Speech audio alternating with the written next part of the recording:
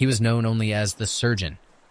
Tall, broad-shouldered, a quiet force aboard the ship, a man who carried no sword, only knowledge and the heavy burden of his crewmates' survival.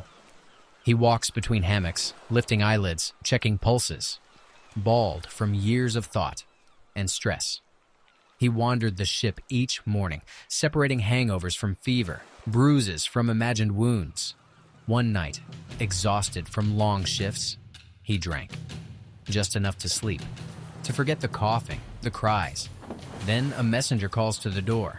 The captain wanted him for a toenail, ingrown, smallest toe. The surgeon, already in bed, sent back a message. In the morning. A problem arose. The captain was angry for a different reason, and that was enough. Inflamed by rum and ego, the captain made a decision. They dragged the surgeon from bed, half asleep.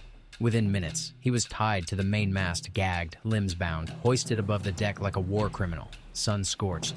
Nights froze. He couldn't move. He couldn't drink. All he had was his breath and the sweat soaking his gag. Some crew helped. Quietly, a crust of bread here, a sip of grog there, a whispered word of comfort in the dark. On the 5th day, the sea began to stir. The storm was coming. The crew wanted to release the surgeon, but the captain was stubborn.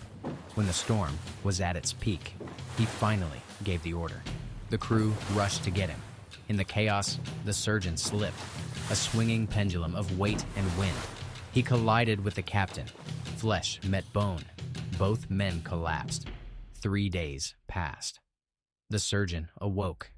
In his own infirmary, he heard footsteps, then a familiar voice. The captain, broken and different. And for the first time, he spoke with humility. I was stupid, arrogant, drunk on power, and on rum. I put lives at risk for what? My pride? No more blind obedience. From now on, I'll lead with discipline, but with reason. The captain placed a hand on the surgeon's shoulder. You saved my life, and I almost took yours. I'm sorry. The surgeon could have hated him. He had reason, but he didn't. He told the tale later, to a young sailor named Henry. He had faced starvation, immobilization, blazing sun, freezing nights. He had nearly died, and lived. In the end, he didn't become bitter. He became stronger, a man who forgave, a man who endured. Sometimes, at sea, justice finds its way, and sometimes it's not strength that saves us, but the courage to change.